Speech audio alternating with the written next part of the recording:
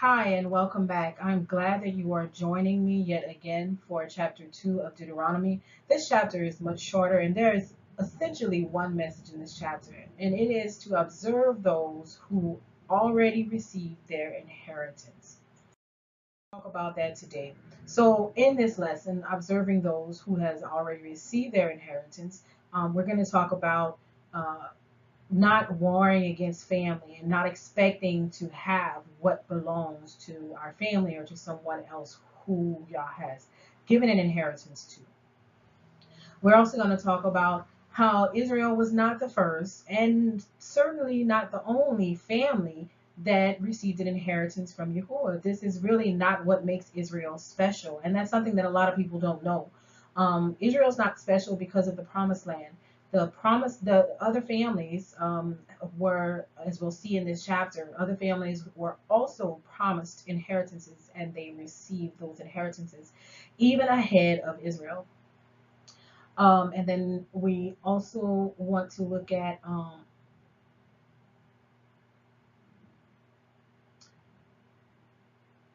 the ultimate point, which is that we can acquire certainties in Yah, in His Word, in His will, by observing others who have already gotten their inheritance ahead of us.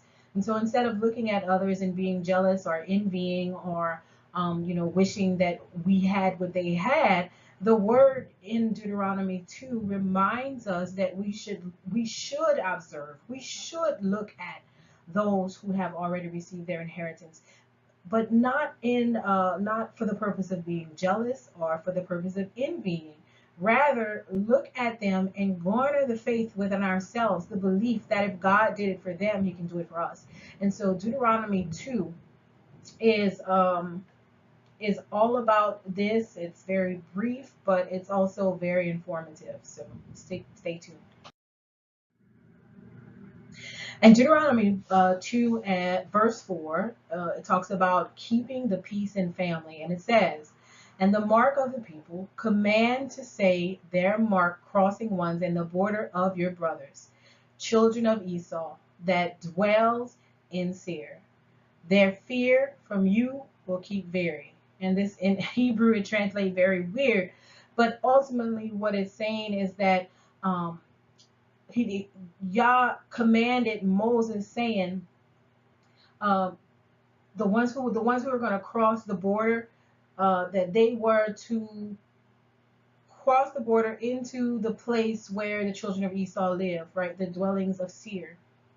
But their fear from you will keep very. And so it's saying, um, keep from them fear in the Israelites. So don't cause uh, the Edomites to fear you. Don't give them any reason to fear you, is what is saying, what's being said.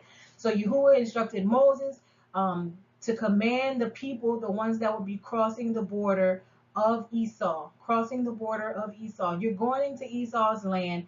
Don't give them any reason to fear you, essentially, is what that statement in 4 is.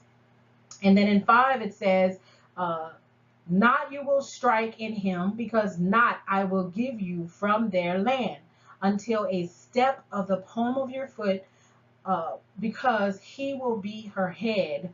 And to Esau I have given Mount Seir. And so it says, you're going into Esau's land, but I will not give you a 1 foot, not so much as the length of the bottom of your feet will I give you of their land. Their land is theirs. And so you will not strike, you will not cause war, you will not make a fight, make a fuss, make a disagreement with Esau, because I'm not giving you any of their land. It says something very important. It says their land is their land. I have given it to Esau to head it. And so Mount Seir belongs to Esau. And then in 6 it says, food, you will exchange him for their mark in silver, their value in silver, and you will eat, and also water, you will dig him from their mark in silver, value in silver, and you will drink. So you're going to pay Esau for food, and you're going to pay them to dig wells in their land so that you can drink water. And so the lesson here is be civil. Don't expect to get something for nothing. Don't go in there demanding free food, free. Don't be a burden on your family members. It calls Esau the brothers of Israel. And in case you don't know, Jacob, who was renamed Israel, and Esau are twins. They were born at the same time, same mother, same father. And so, in the eyes of God, their families are literally brothers. So it's not cousins, uncles, sisters, but they're brothers. They're descendants of two brothers, and so they are the brothers of each other. And so Yah says, don't make trouble for your brothers. And he tells us why, as usual. In verse 7, it says, because Yahuwah your God blesses you in all the works of your hand. He knows your walks in this great wilderness. These 40 years, Yahuwah was your God. Your people did not lack a thing. And so it says, you are going to behave this way because Yah is your provider, essentially. It says Yah is your provider. So you're going to go into Esau's land peaceably. You are not going to make problems. You're going to do your best to ensure that they have no reason to fear you or to feel threatened by you. And you are going to trade with them and pay for food to eat, what it's worth. And you're going to pay to dig water, also what it's worth. And that's that. And so essentially we learn in these 4 short verses how we are supposed to interact with our family. We're not supposed to fight. We're not supposed to expect something for nothing. We're not supposed to try and take what they have. And then we're going to see in later verses what it is we are supposed to do when it comes to family members who have gotten their inheritance ahead of us. The next lesson that we want to talk about is Israel was not the first or the only to receive an inheritance. And remember that this is all lessons still that we want to teach our children, okay? So Israel was not the first or the last. How is that possible? Who says nobody ever told you that, right? Well, it's right there in the book. In Deuteronomy 2 and 5, it says, he will bear her head. He will be her head. To Esau I have given Mount Seir, right? It's right there in Deuteronomy 2:5. And so Yahuwah says that Esau is going to be the leader of Mount Seir, of this area of land, because that land has been given to Esau in order for him to lead it, to rule it, to control it. Okay. In 2:9 it says, and he said, Yahuwah to me, not you will press the Moabites, and not you will strike in them a fight. Not I will give to you from their land. He has her because the children of Lot I have given Er, or heir, as his inheritance. So the children of Lot received an inheritance. And here he's talking about the Moabites. So keep in mind that all this time, Israel still does not have their inheritance, but Esau and the Moabites do. And then there's another family that Yahuwah points out has received their inheritance ahead of Israel. He says in Deuteronomy 2 and 20, not I will give you the land of the children of Ammon. He will head her, because to the children of Lot I have given her, her being the land. I have given them this land to the children of Lot. And so there you go. You have three family members related to Israel who have also inherited land, who have received the promised land, and they have done so ahead of the Israelites. So now what we can do when observing our family who has already received their inheritance is we can observe them and try and garner faith, belief, surety that we need so that we can acquire our own promise. And we have to observe them, as we've learned, respectfully. We have to reserve them in a respectful state of mind, not envious, not jealous, any of that, but with respect, um, with mutual respect and civilization. And use what we observe them achieve in order to know that we too can achieve it. It's that simple, that we too can achieve it. If Yah says you have an inheritance, and here I have given these three people related to you an inheritance, well, then you can look at these three people, these three families, and say, well, okay, they were able to do it, then I can do it too. And it goes deeper than that. So let's go ahead really quick and take a journey down the path that Moses and Yahuwah took the Israelites during, as they were nearing the end of their 40-year journey in the wilderness.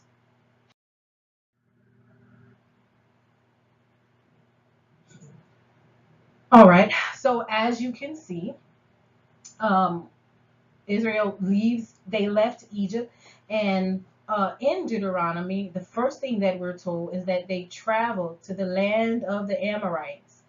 And when they went into the land of the Amorites, remember they didn't listen to Yahuwah, and they went. Moses sent. Well, they listened to Yahuwah, but they did a little extra. Moses sent 12 men up into the mountain, into the hills, to scope out the land, basically. And when they scoped out the land, they saw that it was good, fertile, functional land, but they also saw that there were these tall and great Anakimites or Anakims that was with the Amorites, and they fought together. They fought side by side. And so when they came back, they tell the people, the children of Israel, yes, there's this fertile land, these delicious grapes come from this fertile land, but they also tell them there's these massive people, and there's this well organized army, and the walls are great, and the people are strong and mighty, and we're not, and so on and so forth. And so what happens is ultimately Israel decides that they are going to go into the land, and they're just gonna they're not going to act according to the terror that they felt inside. And they did this despite Yahuwah telling them, I am not with you, do not go up there. And they went anyway, and what happens? They lose the battle. This land that was promised to them that they were supposed to acquire, had they listened, they actually didn't acquire the land, and they ended up leaving. And Moses says, you know what? Y'all have a problem. You need to learn uh, that God is God. He has taken you through all this. He brought you through the wilderness these 40 years. He's carried you like a son. He has given you everything that you needed, yet you still do not believe. He says, okay, come on, let's take a journey. He says, we're going to go and visit some family members that has already been there and done that, and then you can see um, by what they went through that you too can do the same thing. And so he takes them first into Esau's land.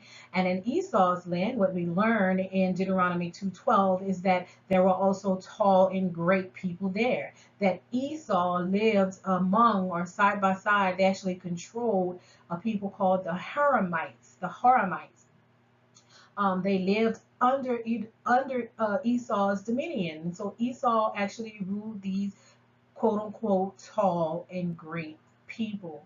And so they go through there, and remember they're instructed not to cause problems for Esau, to keep the peace. And they just need to observe and learn. Moses and Yahuwah believes that this is going to help them to garner the belief in God, the trust and faith in God that they need in order to conquer the promised lands that has been promised to them. And so they leave from Esau's land, and they go into the Moabites' land. And when they get into the Moabites' land, Moses says, look, he says, there are also tall and great people here. They are called the Ammonites.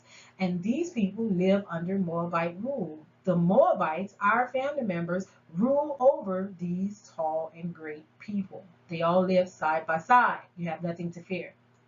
And so um, the Israelites then travel from the Moabites' land into Ammon's land, and Ammon's descendants live there, and they rule over the Raphaimites, which are another great and tall people. And so again, Israel learns for the third time that their people, their family members, that doesn't seem like much visually, doesn't appear to be strong enough to overcome anyone, actually has and does and will rule over people that are mightier than them, quote unquote, mightier than them. And the reason Moses points out is because we have Yahuwah, and it's not us who's fighting, but it is Yahuwah who fights for us. And so after they go through and they realize that yes, they did it, we can do it too, they actually are going to go back into the land of the Amorites, and we're going to learn what happens after that. Stay tuned, and hopefully you will be here to see the video for Deuteronomy 3, part 3 of this Deuteronomy series. Stay tuned and stay blessed. Shalom. Thank you for learning in this Deuteronomy series with me.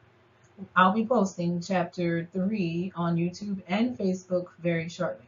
I hope that you continue to learn with me. Shalom.